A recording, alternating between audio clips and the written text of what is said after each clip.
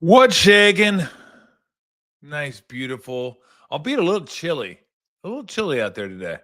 I ain't got the thickest blood in the world, so it starts getting down around 57, 58. Winds blowing.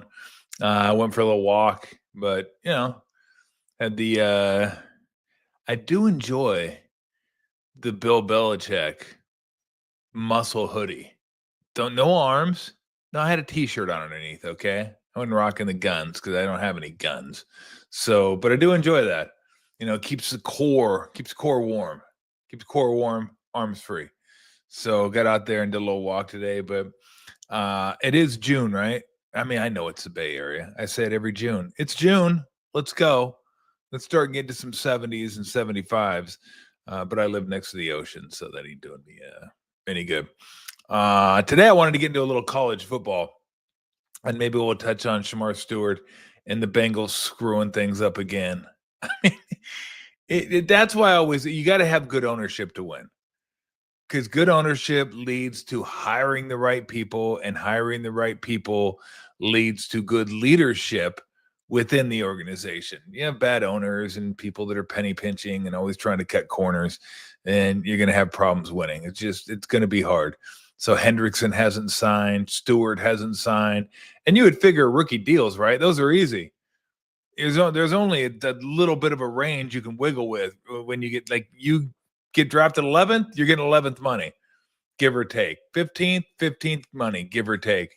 And the Bengals are finding a way to screw this up. And of course the Bengals are finding a way to screw this up. If there's anybody that could find a way to screw this up, a simple rookie contract, it would be the Bengals. The Giants, 6 straight one-run victories. Hard enough to get 6 wins in a row. 6 by 1. And last night was Coors special. Absolute Coors special. Just hang in there. And, I mean, when you have Wilmer Flores getting an infield single, things are breaking your way. Things are absolutely breaking your way. So here we sit on the 11th of June, and the Giants are a half game back of the Dodgers. They're a half game ahead of the Padres. So I don't know how long it lasts. It sucks that Matt Chapman has to be out. It looks like he's going to be on the 10 days. So I don't know if he were ready to come off of it right when the 10-day expires, but he was swinging the bat really well. Their hottest hitter at the time. So it stinks that he has to go, but they're just finding a way to win right now. Timely hitting and pitching. They always say it, timely hitting and pitching. Yeah, but how often does that come together? Well, right now the Giants are the living personification of timely hitting and pitching. That's exactly who they are. You just question how much longer that can continue, but who cares? While it's rolling, it's been fun to watch. There's no doubt about it. So we may touch on that just a little bit, but I wanted to get into college football. This last week, the House passed a bill that colleges can now pay their athletes $20.5 million. And that's not just the football team, that's your athletes. So the schools are going to have to figure out how to divvy it up between football, basketball, who will take up the largest, I'm sure the largest portion of it. Some were saying football could be around 70%, basketball could be 25%. The other, women's college basketball will make up for a little bit of it. And then some of the ancillary sports maybe get here, here, take a fish taco. You're good. What do you want? Shake? We'll give you a shake. But it's going to be football, basketball. And in some cases, women's college basketball is big. In some cases, like I think Nebraska volleyball sold out the football stadium, like they're big. There's going to be exceptions, of course, but mainly this is about football and men's college basketball, period. That's what it's about. That's why they're doing this. So they get to pay him $20.5 million. And then they have the NIL deals. But it's not just the NIL deals, because remember, it wasn't supposed to be pay for play. And that's, of course, what it was. We all knew it. What, do they think we are stupid? They think everybody's dumb. This isn't pay for play. Yeah, it's exactly what it. When you're paying somebody who hasn't come to your school yet, what else could it be What else? How else could you constitute it other than pay for play? Well, of course it's pay for play. So they didn't want this to become pay for play. So now they have this thing called NIL Go. It sounds like I don't know. I don't NIL Go. I don't know what it sounds like a DoorDash or something. Like I don't know. It's just weird, and it's run by Deloitte, and they're going to be sifting through these NIL deals to make sure they are a fair market value. What fair market value is? Got me. I always thought fair market value was you get what you get. If somebody's willing to pay you, then, well, that's fair market value. So anything over $600 is supposed to be reported by the athlete receiving over $600. Why would I do that? Why would I do that? I want to give you 50,000. I got to report it. Well, you might not get the 50,000. I don't have to report it. If I just keep it in my back pocket. Why would an athlete report it?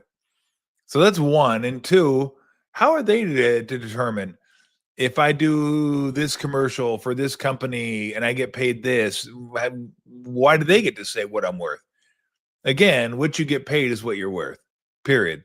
That's all there is to it. Stop trying to figure out what everybody's worth. Because if we're paying people what they're worth, athletes wouldn't be making more than policemen, firemen, teachers. There's a lot of professions out there that make more than athletes, okay? They're more important, but there's more of them. They're not worth as much. You get what you get. So I did want to play this for you. This is classic because like where the game started, I think is interesting to look back on and kind of see where it's going. I mean, this is back in the 30s, right? Leather helmet. Look at Tennessee getting after it. Look at that drill. The fucking duck walk. Let's go. Why does that do? I have no idea. I have no idea how that benefits a team whatsoever. 39, that's not Larry Zonka, but no face mask, leather helmets. Look at 45. We need a 40. Can we get a 45 as a quarterback? 45 throwing to 42. Let's get some more of that in college football or NFL for that matter. Look at that. Just that. Oh, no. I look like a little bit of an overthrow. Let's go the other way. And no spearing, by the way. You don't spear when you don't have a face mask. You're like, I'm not sticking my beak in there. Oh, the option pass. Beautiful. Look at him go. I don't know. Is that Jim Brown? That's Syracuse? No, Jim Brown was 32, not 44. Could have been Floyd Little if that was Syracuse. 49. These quarterback numbers are the best. Let's get away from the 18s and 12s. Yes, there is fighting. I love it. Get after it. I don't know why 49 had his helmet off. Oh, Lamar Jackson, eat your heart out. Look at that move. You think you were only running in the 2024? No. Oh, we get color now. It's like poof. Sam Bam Cunningham, I believe. USC. Like we've gone to a different planet now. It's like we've jumped ahead 100 years. Is that Nebraska? Maybe Nebraska. I don't know if that's like a Johnny Rogers team or whatnot, but I feel like it's a different sport now, right? I formation. We're dropping back. Look at the 7-step drop. Throw it over to Anthony Davis. You go down the sideline. Back when SC was SC and not a school that's bitching about playing Notre Dame. Oh, we don't want to play Notre Dame. It's too hard. You're fucking USC. So we jump ahead to the 80s. You get Herschel Walker. And I'm going to let you guys know, nobody's getting paid back then, okay? This was when college football still pure at this point. Where's Uga? I don't know. Look at this move. Look at that. We got the angle. We got you. I got the angle. Oh, I got the angle. I'm going to knock the... Damn. That dude's fast. He's going to be in 30 years, be a, candidate for Republican senator or something. I don't know if that was Brady in the 90s, like number 12. It could have been Brady. And that's Arkansas, Bama. I mean, this is like 90s, right? So we're rolling up on 98, by the way, which was when the BCS era started. This was all bowl games still. I mean, I looked at one year, 1950. I want to say it was Kentucky, Oklahoma, and Tennessee were all national champions. How is that possible? You have 3 national championships. There was like a company called Billingsley that was like voted on the national championship. Was that Shockey? That could have been Shockey. Those Miami teams were whew. Oh, you want to talk about stacked teams? Those teams were stacked. Is this the Rose Bowl when they just demolished Nebraska? I mean, they had no chance, Nebraska. No chance. No speed. They had about like 13 running backs on that team. Oh, Reggie Bush down the sidelines. Is this where he goes? Nah, I was going to say, is that where he went behind his back? That was Fresno, where he went behind his back. So this is the era. So we've kind of moved from the AP, UPI, the coaches vote, the writers vote, and all that crap to, hey, let's do the BCS. Let's do a BCS. Look at Henry. And you know, the BCS will at least give us the 2 best teams in college football. Did it? I don't know. Zeke getting after it. Did they do that play at Ohio State where he hiked it and then got the center got canned like they did with the Cowboys? I doubt they ran that play. And then now we're into the playoffs. This is last year, the first year of the 12-team playoffs. So you got to understand like where college football kind of started in terms of voting for national champions without having played, you know, too many other schools, because it was a regional sport back then.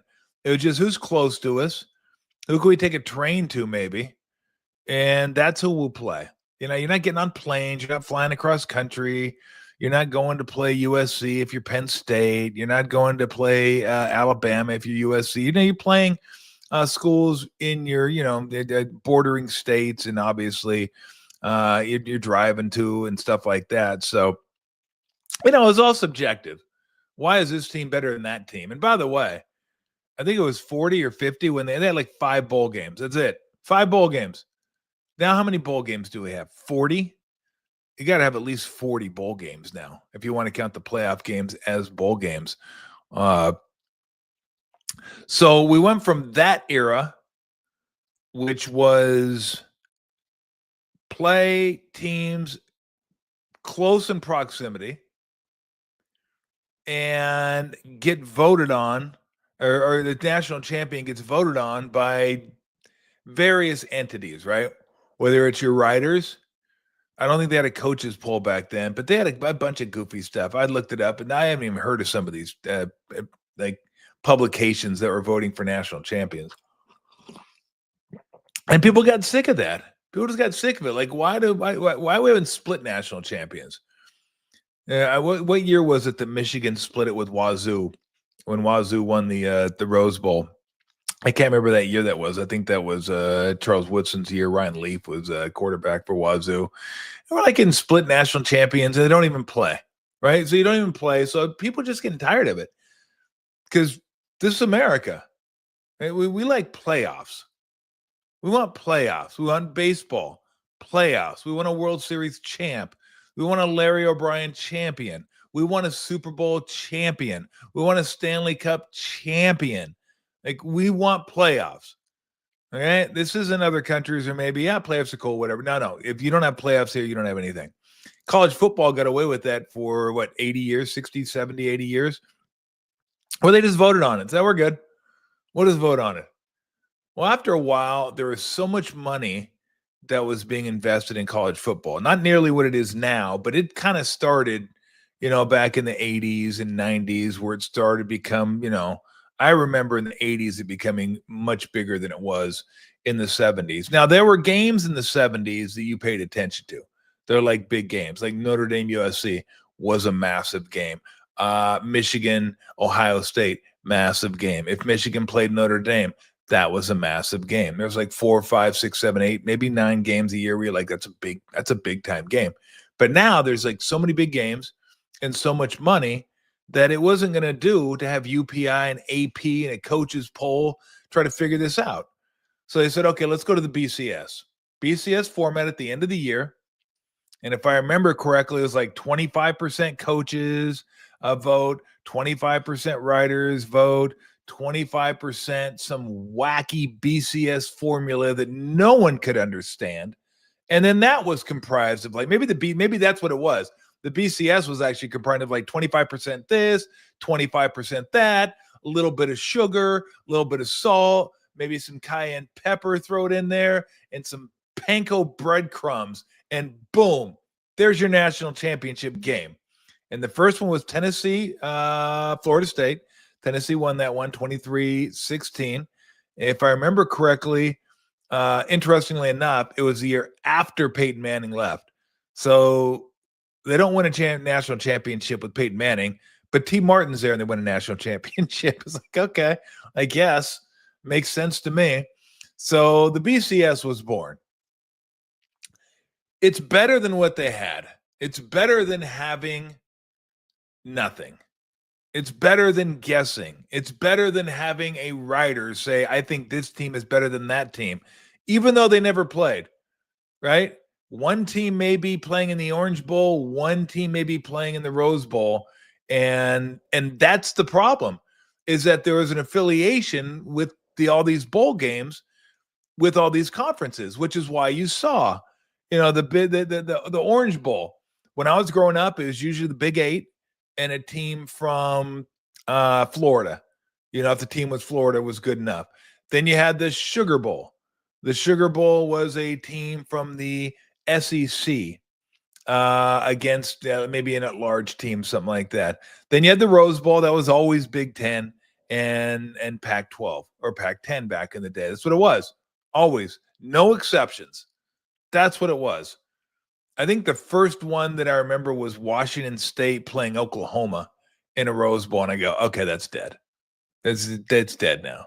I could forget about that. It's over. Tier. So that's what it used to be. Conference affiliations with bowl games. You go to those bowl games, you play in it, you win it. Okay, I won 44-30. USC won 38-0. Who's the national championship? They each have one loss. I don't know. I like this team better. I like that team better. So the BCS gave us at least a game to where the perceived 1 and 2 teams were going to play against one another. We had that from 1998 to 2014. Toward the end of that, I think people were saying, "What? Does this even make any sense? How do you get to this? Like, how are we even finding out? How do we know those are the 2 best teams?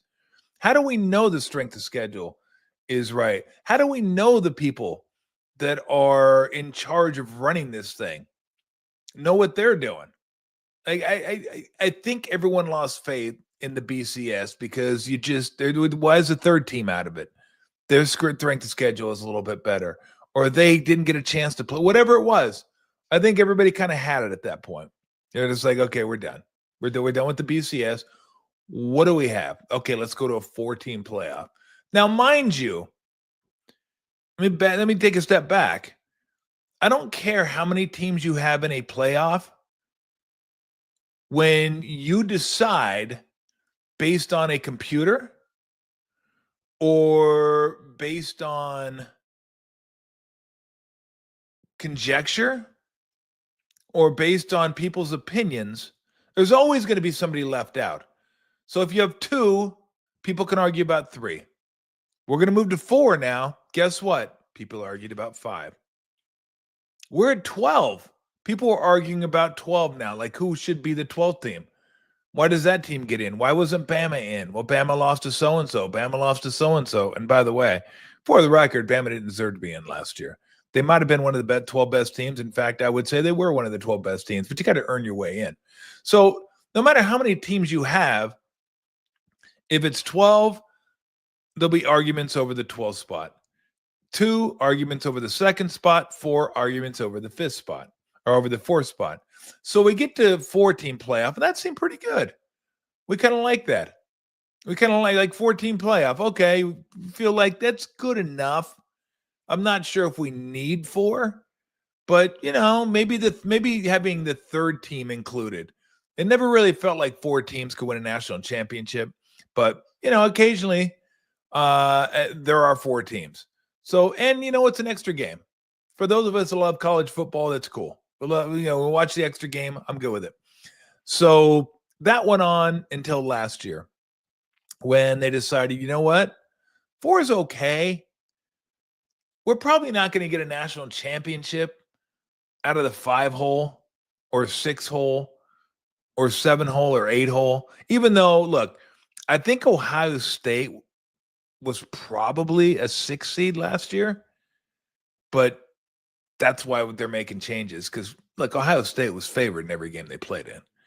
Ohio State was one of the top 4 teams. If there would have been a 14 playoff, Ohio State would have made it or should have made it. But that's why we're doing this, to be able to include that. They'll probably work on the seeding this year. Seeding was a little wacky last year. But that's what we want. Okay, we got 12 teams now. Do we need 12 teams? Probably not. You could probably go into it and say, okay, like how many teams last year did you feel like had a legitimate chance to win a national championship? Unfortunately, 2 of them played in the Rose Bowl. Oregon, Ohio State. You probably felt like Georgia had a chance to win a national championship last year. That was 3. I'm trying to think who the other one was last year because I want to say when I looked at it, Penn State. Penn State, I thought, could win a national championship too. I thought they had a chance to win a national championship. And even though Notre Dame got there, it's funny. I didn't feel like they had a chance and they got to their last game. So let's even include them. So 5 teams. Do you need 12? No, you don't. But more money. So from 4 to 8 gave everyone more money because that's what they're looking at. They're looking at getting more money. And they understand that college football drives everything. Absolutely drives everything. Not college basketball, even though the tournament's huge. The NCAA tournament's huge. The regular season college basketball's it doesn't draw as much attention as college football. And as much money as the NCAA tournament makes, it probably gets dwarfed by the college football playoffs, even though there's so many more games, right? And there's so many more opportunities in those games to make money through advertising. So the content in the NCAA basketball tournament is overwhelming, but the sheer force of the college football playoffs is just the enormity of it is going to make more money. So they're going to make more money. So now we kind of get to the point where how do we disperse this money? Because look, college football, as I've stated throughout the years, has become a huge business. And I want to say my guess would be it started in the 80s where college football is starting to make some money. And I don't know what the ESPN, what ESPN paid for the rights, what CBS paid for the rights. I'd be curious to go back and see what they paid in the 80s, 90s, 2000s. But now, you're in the billions now. You're in the billions when it comes to paying for college football. So how do we share this? Because the athletes deserve a piece of the pie, right? I mean, the athletes probably have always deserved a piece of the pie, but now it's more feasible to give these guys some money because these schools are making millions upon millions upon millions of dollars. So, and look, athletes have always got paid one way or the other, right? You go back to the 30s when it was a regional sport, right? Playing for the love of the game, bullshit. And they just don't tell me those guys weren't getting paid by somebody. Maybe not a lot, but everyone wants to wear the sweater of their favorite school who wins a national championship, right? That's why people end up paying people because they want to be part of a winning operation. They want to be a winner. And they feel like they're a winner if they got the national championship, like Tennessee, Arizona, Ohio State, UCLA, or whatever it is. Like you wear that, like you feel like, yeah, that damn right. Damn right, I'm a Duck. I'm a Bruin, Wildcat, whatever it is. So everybody's always getting. I feel like guys who got paid forever and ever and ever. It just as the stakes rose, the payments became more and more and more.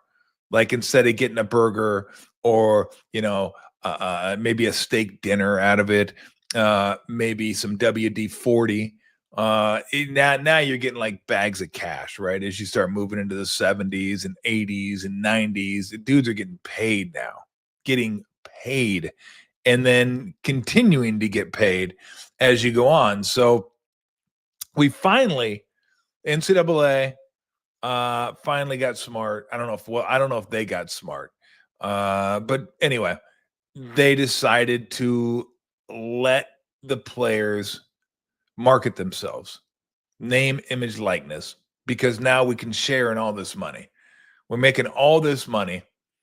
We've gone from voting on championships, growing the sport in a way to where it's massively popular, to a BCS championship, to a 14 playoff, to a 12-team playoff. So we've moved. I mean, to say it was amateur, the amateurism label, I never thought it was really amateur. They probably stopped being amateur football in the 80s when it started becoming big business at that point. Like the 30s was probably amateur. That 30s, 40s, 50s, that was amateur football. Those dudes are just going out there getting the hell beat out of them and just, I got to go to class, man. It's sore as hell. What are you going to do for that bruise? I don't know. Rub a beer on it. Yeah, sounds good. So we found a way to say, okay, look, the business makes so much money now that we should share it. I agreed. I absolutely agreed. NIL, good idea. Really good idea. If I go to a school and I'm popular, I should be able to make money doing a commercial for garden mulch if I want to. And I can make a couple $100,000 doing a mulch commercial or a garden weasel commercial or whatever it is. I do whatever I want. Pickles. I want to do pickles. I can do pickles. I love pickles. Give me some dill pickles. That's $1 million. Thank you very much. Boop. So you can do the NIL. You can make money. But what they didn't want it to become was pay for play, which, of course, again, we all know is pay for play. Come here. We'll find something for you. We'll have you advertising nails, screws and nails, like a nail gun. You ever use a nail gun? Nope. Well, you are now. Just hold it and shoot it. Bitching. Do you ever see Lethal Weapon? And nail guns are badass. Look at this. Okay. Here, there's $1 million. We're doing the nail gun commercial. So they were just giving them money to get them on campus to play. Right. And of course it's pay for play. What is it? Just we're going to pay you because you're a good guy? We're going to pay to go to school? No, we're paying you to play football. The fact that anybody ever thought it's not what it's supposed to be. Well, it's not what it's supposed to be, but obviously it's what it's going to be. So NIL came about a couple years ago, maybe 4 or 5 years ago. And that was a good thing. But, right, there needed to be some, not limitations, but kind of guardrails on this thing. Like, how are we going to do this? And my biggest pet peeve was with the transfer portal. I hate the transfer portal. I've always said one free transfer after that, you got to sit out a year, period. Because everybody's just jumping around. And you got to start signing contracts. If you're going to do an NIL deal, sign a contract. And if you don't fulfill it, you got to give some money back. And you're going to start getting dinged too. Anyway, that's neither here nor there. We're talking about the sport and kind of where it's going now. That NIL has kind of exploded. I mean, there are guys making $3, $4, $5, $6, $7, $8 million a year in college football. I've heard 3 or 4 in college basketball. And is that a bad thing? No, it's not. But there are going to be complications that maybe we didn't see coming that they need to look at. So let's just stick with this for a minute. The NIL, good. Athletes can get paid. So now the schools can pay them as well. They're going to have $20.5 million per school to pay their athletes. Like, everyone's going to have that. And here's the funny part. 80s, probably 70s as well. I'm sure the 70s. I don't know much about the 60s, but 70s and 80s, dudes are getting paid, right? You want to get a guy on campus. You want to get him playing for your school. You're going to have a bag man. You're going to have, they weren't called collectives back then, but you're going to have a group of boosters that can pay to get guys on campus to play for your school because you want to win a national championship. So this has been going on forever and ever and ever. And there you go right there. Arch Manning making 6.8. I knew Beck was at 4. Yeah, I mean, these guys are making big money now. Big money. But they were always getting paid, at least, I don't know, 60s probably, but 70s for sure on. I mean, these guys were getting paid coin. So it's continued on that route. And look, the money's gotten bigger and bigger and bigger and bigger. So here's the problem, and the point I was going to make with everyone always getting paid. And look, Oklahoma could pay a little bit more than so and so back in the day. Maybe Nebraska could pay a little bit more than so and so, or USC could offer a little bit this, or somebody could offer, because everybody wants to win, right? So everyone wants to win.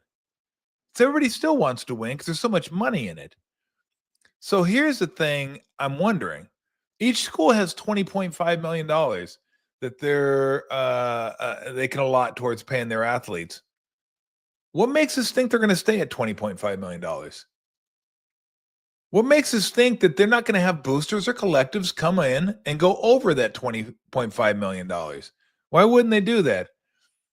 Do we think that they're going to start playing by the rules now when they haven't played by the rules, whatever those rules are, for 50 years?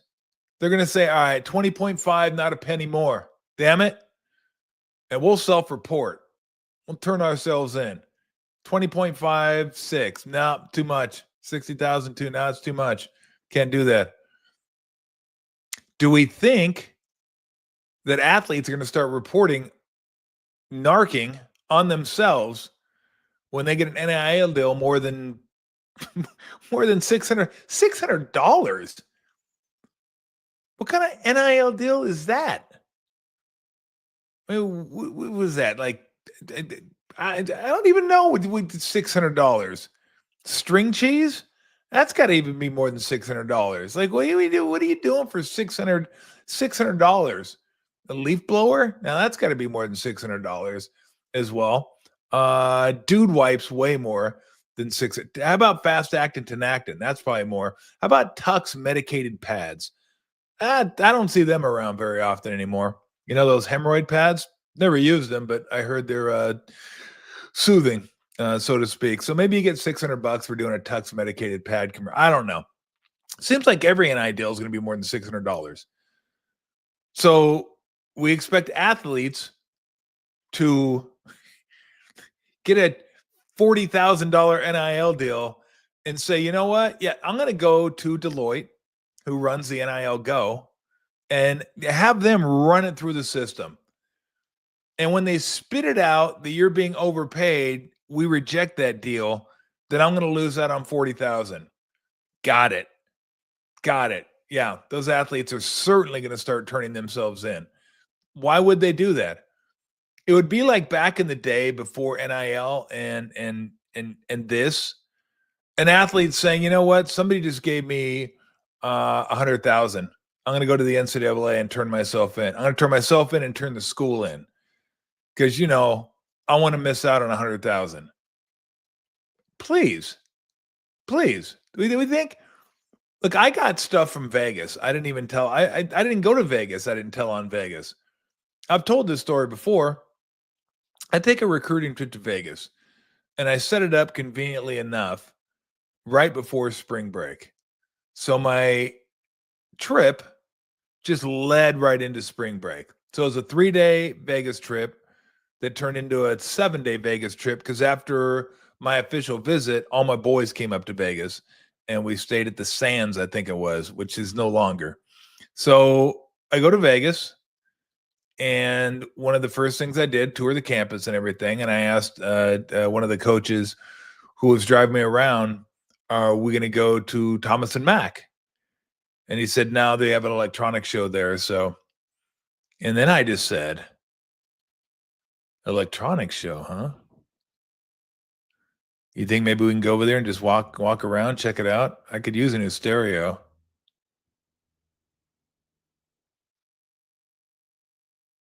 Yep.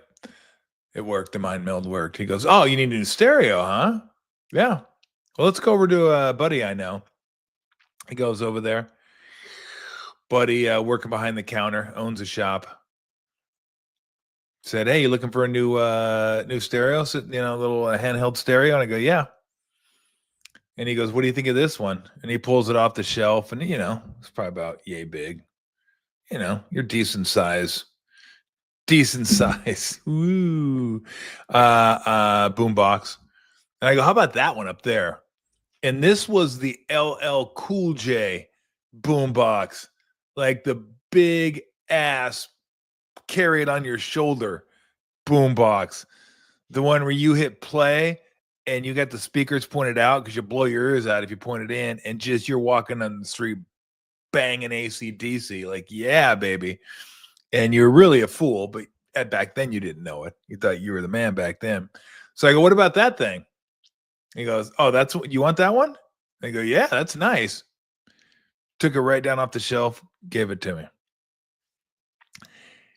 The coach told me, he goes, "Tom, we don't deal in rules here. We deal in necessities." I like that. I like necessities. I also got the $100 handshake at one point too. Not so much because I needed the money. It's just I never had a $100 handshake, and I'd heard of him. I thought it was pretty cool. Talked to him on the phone. He goes, "How things going?" Because this is about 3 days into my trip with my boys. And I go, losing my ass, whatever, blah, blah, blah. And he goes, "I'll take care of that." Met me in front of the casino, gave me $100. $100. It was so cool to get the $100 handshake. It wouldn't have been as cool if he would have handed it to me. But the fact that he did the handshake and gave it to me was the absolute best. It was the absolute best. Just boom. So I was like that. I love that. I love that. So anyway, cheating's been going on forever and ever and ever and ever and ever. And to think that cheating is going to stop because they've imposed a $20.5 million limit on let's call it a cap, and that the NIL Go Deloitte is going to look through all these NIL deals, and anything over $600 they're going to scrutinize. Please, it's just not. It's not. Cheating is still going to happen. Whatever the limits are, teams are going to go over the limits because they want to win a national championship. So that's ultimately what it comes down to. Everyone wants to win because there's a lot of money in winning.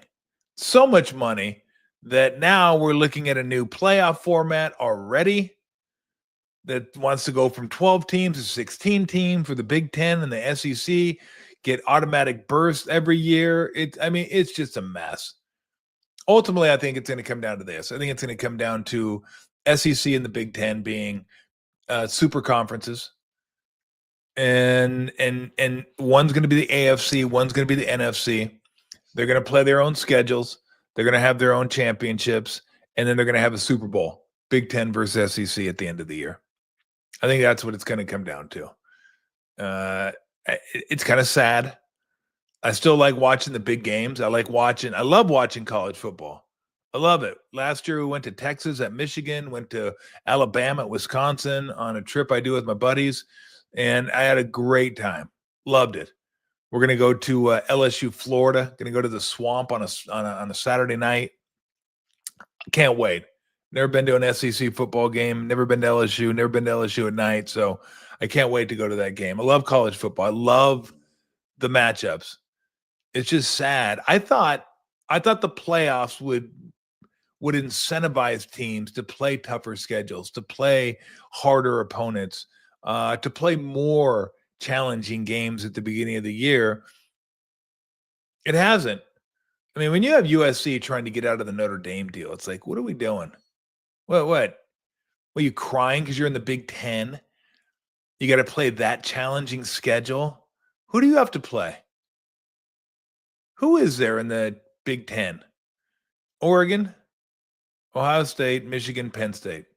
Okay, if you have to play all four of those every single year, then okay, maybe you have a point. But let's not forget Washington, okay. Rutgers, Maryland, no. Nebraska, Iowa, Wisconsin, Michigan State, It's not like they're stacked top to bottom. So I just the whole, I don't know, we want to, but it comes down to money. They want money, and they feel like getting to the playoffs gives them a better chance of making more money, and not playing Notre Dame gives them a better chance of getting to the playoffs. So, it's just it kind of sucks because I just wanted more games. I want better games. That's what I want. I mean, the conferences hurt. The Pac-12 going away hurt, but I just want more games that are really good games. That, like, when I look at the schedule, I go, oh, I want to sit down and watch that one. I want to watch that one. I'm going to record that one. I'm going to watch that one later. I love Saturdays where there's like 6 games that are on that I really, really want to watch, that I want to get into. And so, but I don't know. I don't know where, and I'm hoping to get John Wilner on in a couple weeks because he's dialed in on all this stuff, and he'll have a lot better answers than I do on it, and a little better perspective. But I look at it now, and I don't see much changing. The athletes are going to get paid. Other than that, the top schools are going to be the top schools. I mean, you're going to see these same schools pretty much over and over and over again. Ohio State, Penn State, Michigan, Clemson, Georgia, Alabama, LSU, Texas, Oklahoma's fallen off, Oregon. There'll be a school or two that falls off here or there, another one that jumps in. But, for the most part, you're looking at the same schools over and over and over again. And I still love college football, and I still love watching college football. But it is, it hasn't been amateur hour. It hasn't been amateur sports for decades now. And it's certainly not going back from this. And so we'll see what the new season brings, and what this new NIL Go brings, and what the new budget that they have, like a salary cap, if you want to call it that. Do we really think, again, I don't think they're stopping at 20.5. I read an article in The Athletic, and a lot of this information was from The Athletic. They do a great job in all sports, college football specifically, but they're saying they might have $40-50 million rosters in college football. Wouldn't surprise me. How about that? You'll have a college football roster that spends more than the Oakland Athletics. Isn't that incredible? A college team that spends more than a pro team. Now, granted, I'm picking the lowest payroll big league team, and I didn't look that up. I'm just assuming that I'm right on that. I'm assuming that the A's have the lowest payroll. If the Rays beat them, then wow, I'd be surprised, but maybe. So that's kind of where college football is at right now, and where it goes, not really sure. But again, John Wilner, I think, is going to try to hopefully get John on in a couple of weeks, and we'll go over some college football and talk about that. I wanted to get into the Shamar Stewart situation because what's going on in Cincinnati is just it's so Cincinnati.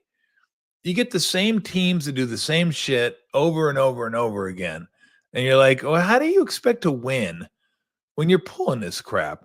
So there's Shamar Stewart, 18th pick out of Texas A&M, defensive end. If you notice, he doesn't have a jersey on, and just kind of milling about.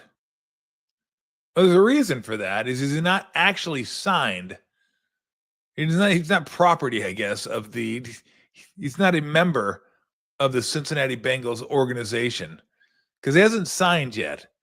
Because the Bengals are trying to mess with his contract. So the best I've been able to piece together is I know when you get drafted, whether it's 4th, 11th, 23rd, whatever. So you have 5-year contracts, 4 years and a 5th-year option.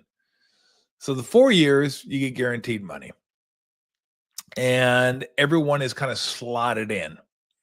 So 13th is going to make what 13th made last year, aside from probably a nominal pay bump. 10th will make what 10th made last year, nominal pay bump. So it's in a range. There's a little bit of a wiggle room range, but basically you're going to make what you're going to make.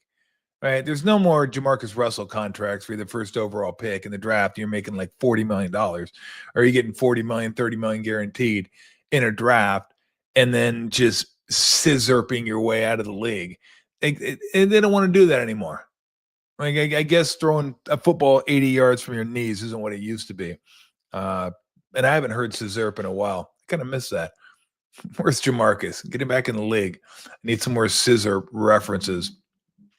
So everybody's going to make what they're going to make. Now, I guess they have language in these contracts that are called default stipulations or default. I forget exactly how they put it. But let's say, like, if you default on your contract, so if you don't show up to minicamp, if you, whatever it is, don't show up, maybe get suspended for doing something illegal, and you get suspended for 2 games, whatever. So apparently, the default portion of the contracts, you would have to give the guaranteed money back for that year. So let's say out of the 4 years, the second year is the one you don't show up to camp. So they'd take the guaranteed money out of that second year of the contract. So let's say you get a $16 million guaranteed. Now it'd be down to 12 because they're going to take the $4 million guarantee back from that year. What the Bengals want to do is if Shamar Stewart, let's say, does something in the second year of his contract, let's say gets arrested or whatever, gets suspended, and now he's at default. Now they're saying the Bengals want that to nullify the rest of the guaranteed money. So all the guaranteed money would go away at that point. Now, some of you might say, well, that should be their prerogative. That wasn't the way Mims' contract was structured last year for the Bengals. And so, and you can see right there what Stewart said. I mean, would I expect him to say, in my case, I'm 98% right? Of course he's going to say he's right. Of course, I don't know if he's completely right. All I know is he wants the contract that Mims got last year, and he's not getting. And the Bengals have decided, for whatever reason, this is the time to try to pull this and see if we could get Stewart to sign this. And then we could set the precedent and go forward. But the problem is, this gives the organization a little more leverage, and it's a little easier for them to get out of these contracts. And that's ultimately what they're looking for, any excuse to get out of a contract. Like if you feel like something you can use for default, and you could say, okay, we're out of the contract. Boom, 2 years in, we don't want to pay you anymore. And I don't blame Stewart for saying, screw that. I ain't signing that. Now, the bigger problem is they don't have a defensive end, really.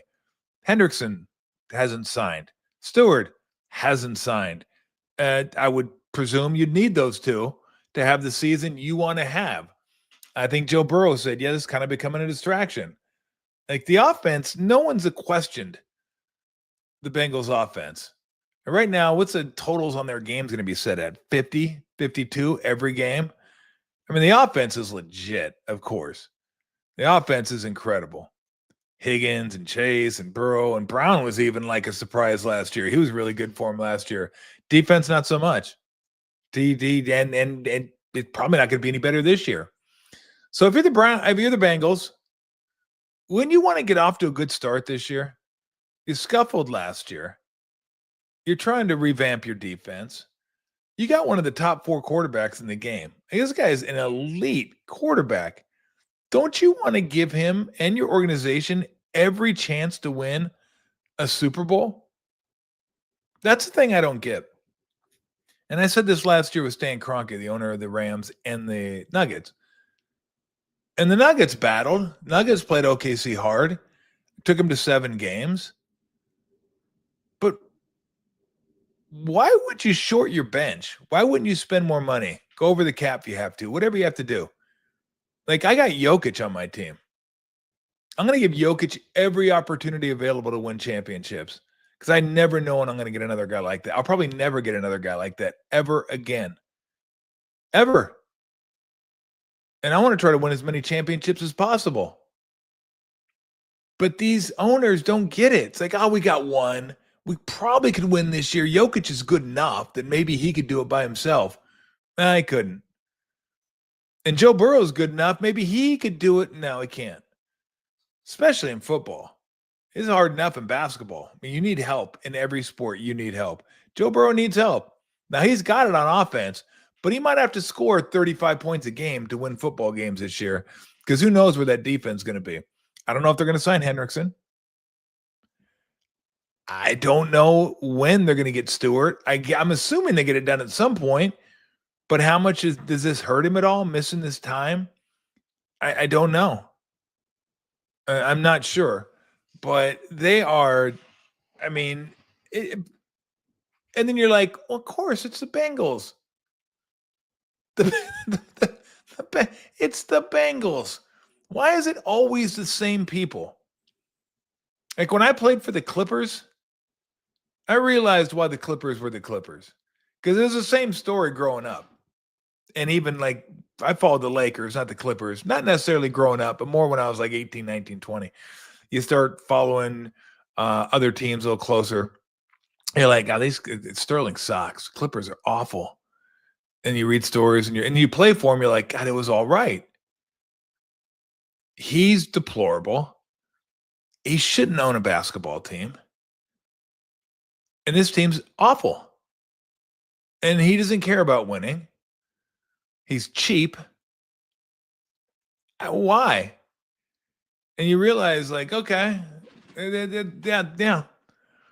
So with the Bengals, isn't that what everybody thinks of the Bengals? Like cheap, kind of dysfunctional, 2 steps forward, 5 steps back. You can just never quite get it right. And they're always stepping on their own dicks. Always. Seems like that's the team. Like if there was a team out there that was known for a good old-fashioned dick stomp, it would be the Bengals. Because they seem to do it over and over and over again. You just went out there and solidified your offense, solidify your defense. I mean, it really is. It's unbelievable how these teams conduct their business. And again, the Bengals are one of those teams. So we'll see if Shamar Stewart ends up signing. It doesn't sound, and I don't know what his options are. I don't know if he could not sign and then go back into the draft next year if he wanted to and just say, screw it, I'm not signing. I'm not signing with you. I don't know. I'm assuming at some point they're going to work this out and it'll be done with. So anyway, so the Giants last night, watching the Giants, and I'm thinking, are they actually going to lose to the Rockies? They're actually going to lose to the Rockies. And then the 9th inning happened. And Schmidt let it off with the home run. And I'm trying to, let me get the play-by-play up here so I can remember it precisely. Let's see. Crap. I just lost 20. I'm going to lose $20 to a buddy of mine. We always take games. We just take random games for $20. I'm like, okay, I'll take the Mariners because Brian Woo's pitching. Brian Woo went to Alameda High School, so I like rooting for Brian Woo. And he's been pitching well, too, this year. They're not getting it done today. They are not getting it done. 5-2 to the D-backs. D-backs suck, too. They win in that game. So it started off with the home run. Schmidt had the home run. Then Fitzgerald's walk was key. How key was that walk? And fouling off some tough pitches. I can't remember exactly how many pitches it was, but no, that was a big time. There it is right there, big time bat. So you guys can read that. I can't see it, but I have it in front of me anyway. Then another walk. And then, Jung-Hoo Lee had that spinner to third base. That was a tough play too. And so you got first, second, Adames walks, and then Ramos. The Flores infield single was the best. That was the best. And then Yaz got the 6-5, got the go-ahead single. But the Wilmer Flores, how many of those you see? How many Wilmer Flores infield singles do you see? Not many. But, you look at this team, and it really, I mean, it's so cliche to say, timely hitting. But that's exactly what it's been for them. Because I'm looking it up right now. Dodgers got to lead the league in runs scored, don't they? 375. Giants 277. Padres 277. Diamondbacks have scored way more than the Giants, 70 more runs than the Giants. But the Giants have only given up 231. Dodgers have given up 311. Padres, who can pitch, 250. So it's not Rockies have given up 408. Holy God. I mean, that is just wow. So 231. There's only one team in the National League that's given up fewer runs, the Mets. They've given up 221. And in the American League, there is nobody. So they're second league in runs allowed. So it's been pitching. It's what it's been. And is that the lineup for today? I'm guessing. Lee, Adames, Ramos, Flores, Encarnacion, Schmidt, while Chapman's out. Yes, Fitzgerald, Kisner. I'm guessing it's Kisner. And then Robbie Ray. They got to be a massive favorite tonight. What are they, minus 250? Let's find out what they are. I'm going to say minus 250. The 210. So not quite 250. You got to pay, you want to bet against the Rockies? You got to pay a premium against the Rockies. Got the basketball game tonight as well. Pacers, and we'll go over that on Friday. Friday, we're going to have a Bill Martin. Billy Martin is going to come back. Second visit. We'll have some beers, and maybe we'll just, I don't know what we're going to go over. I'm curious to see what Bill Martin's pet peeves are. Let me go over some of Bill Martin's pet peeves. Such a good guy. Such a nice guy. I can't imagine he has many pet peeves, but I wonder what some of his pet peeves are. Maybe we'll get into Bill Martin's pet peeves on Friday. All right, let's go some comments. You want to throw some comments up there, Max? I'll take some questions. Let's see. What if the adult film convention was happening in Vegas when I was out there getting recruited? I would have gone. I absolutely would have gone. Are you kidding me? I'm in. I never got an envelope. I got a $100 handshake. Never got an envelope. So that would have been cool though. But I wanted to get I wanted to get the $100 handshake because I'd heard about it and I was like, I got to get one of these. How do I curse? And I don't know about Tim. You'd have to ask Tim. But how do we curse from going on national TV radio? And he said he didn't know that Tim cursed like that. Yeah, I don't know. It's funny because I never cursed for 28 years. There was a couple. I think Tim had to beat me a couple times toward the end. But for the most part, I didn't curse. And I think if I were to be on a radio show, I could do it without cursing. Absolutely. But it's more natural just to curse because I think that's the way some people talk. I don't do it just to do it. I do it to maybe try to add a emphasis or punctuation on it, or maybe it becomes a little funnier. But I don't have to. I just kind of do sometimes. But yeah, I don't know how guys do it when they go on shows all the time. The archways closed. Oh yeah, I don't know if Bill has any. Yeah, because Bill does that that wind thing where he's got the whole. And I think all the ballparks use it.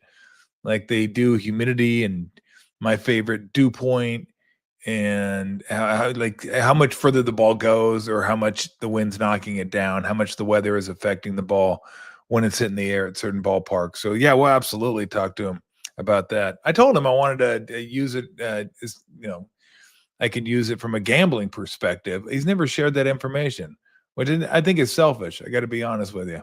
If he can help me make a little money, I think that'd be great.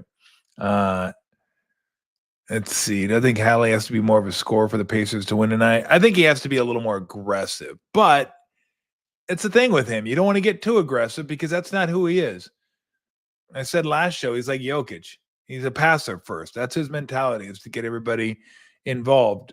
And I think the Thunder would like to make him aggressive. They'd like to turn him into an aggressive lead guard because then he's the guy that really distributes on this team. The other guys aren't huge distributors, but I think he's got to try to get a little more aggressive than he did last game. But he is who he is. He's a really good player, and he feels the game out sometimes. but I think he has a good sense of where they are. Like, this is a massive game for the Pacers. The Thunder could lose this game, win the next game, and still be 2-2 going back home. And so could the Pacers too. But if you're the Thunder and you win this one, that's 2 in a row. Now you're feeling good. And now the Pacers are thinking, well, if we lose the next one, we're down 3-1, and we got 2 games on the road. Even if we can push it that far, this becomes a massive game. Massive game. I mean, they're all massive. They're all massive. That's what I keep telling myself. And I chastise people for saying that. Is this a big game? How big a game is this? Is this the biggest game? What's the biggest game? Game 4? Game 5? Game 2? Game 1? What do you got? Game 6? Is that the biggest game? I don't know what the biggest game is. What's the biggest game? The odd, the even? What do you go? We go. They're all big. You only need to get to 4. That's it. 1, 2, 3, 4. That's it. So every game's a big game. Every game's a massive game.